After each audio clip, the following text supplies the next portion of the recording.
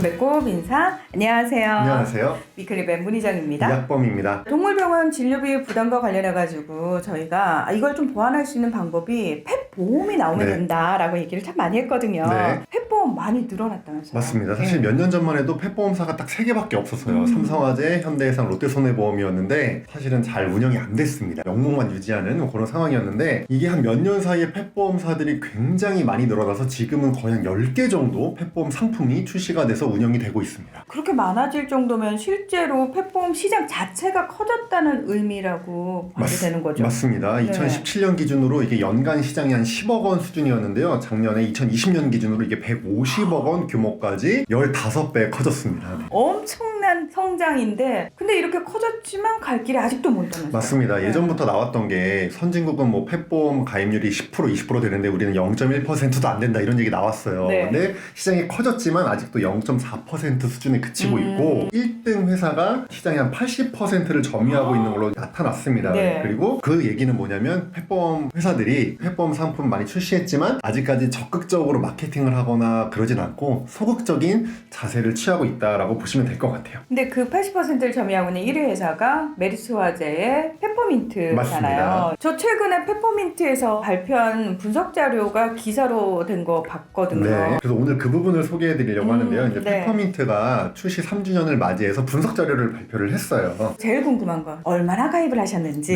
네. 2018년 10월에 이제 반려견 보험을 출시를 하고 네. 2019년 4월에 반려묘 보험을 출시를 했는데 반려견은 4만여 마리, 반려묘는 5천여 마리가 가입을 했습니다. 과연 실질적으로 지급된 보험 금액은 얼마나 될까? 네, 지급 순위가 공개가 됐는데 네. 1위가 슬개골 탈구 관련이었어요. 역시나 17억 8천만 원이 지급이 됐습니다. 네. 근데 이게 재밌는 게 슬개골 탈구라는 게 워낙에 옛날에 모럴 해저드가 많았어요. 진단을 받고 다음에 보험을 가입하고. 청구하고. 그래서 슬개골 탈구 보장이 안 되는 보험도 많았거든요. 네, 맞아요, 맞아요. 네, 근데 페퍼민트는 이걸 어떻게 해결했냐면 가입 후 1년 뒤부터 청구할 수 있게 했거든요.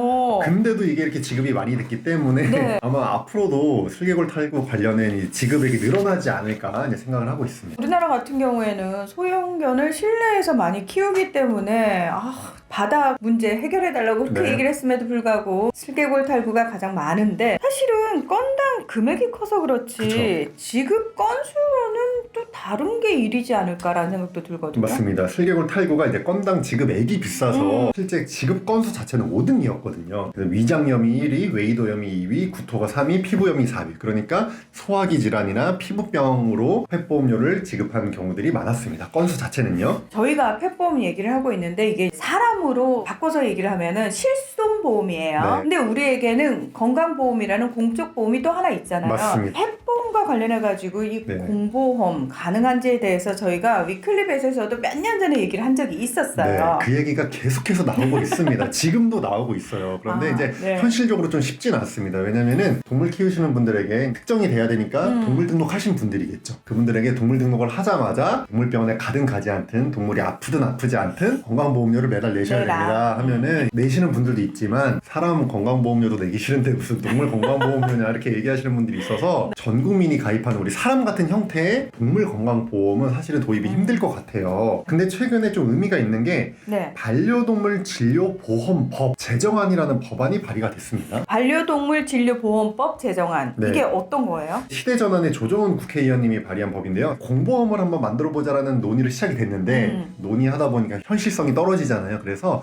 그러면 사보험을 좀 활성화시키는 쪽으로 가보자. 근데 사보험도 보험회사가 돈벌이를 위해서 하는 건데 그걸 세금으로 지원하는 게 좀 말이 안 되잖아요. 네. 그래서 사보험 상품 중에서 반려동물의 기초 의료를 보장하는 상품들의 보험료를 일부를 나라가 지원을 해주자라는 쪽으로 결정이 돼서 그런 법안이 발의가 됐습니다. 기초적인 부분이라고 하면 구체적으로 뭐 예방접종, 구충, 건강검진, 중성화 수술 같은 거를 보장하는 보험료를 나라가 보험회사에다가 보험료 일부를 지급을 하는 거죠. 그러면 보호자들이 내야 되는 보험료가 줄어드는 건데 네. 이제 세금을 써서 이렇게까지 해야 되는 이유가 뭐냐라고 물어보면은 사실 건강검진, 그다음에 예방접종, 중성화 수술을 하면 하면 나중에 큰 병이 잘 안 생기거든요. 그래서 정부가 조금의 세금을 투입하면 나중에 전체적인 큰 의료비 자체를 절감할 수 있다는 효과가 있고요. 그러니까 예방의학적 차원에서. 맞습니다. 예방의학을 강화하는 거죠. 그리고 지금 지자체가 저소득층, 장애인 뭐 이런 분들이 기르는 반려동물의 의료비를 지원을 하고 있어요. 이런 거를 이제 특정 계층에만 지원하는 게 아니라 반려동물을 기르는 전체 보호자들이 펫보험만 가입을 하면 이런 혜택을 볼 수 있도록 하자, 이런 취지로 발의된 법안입니다.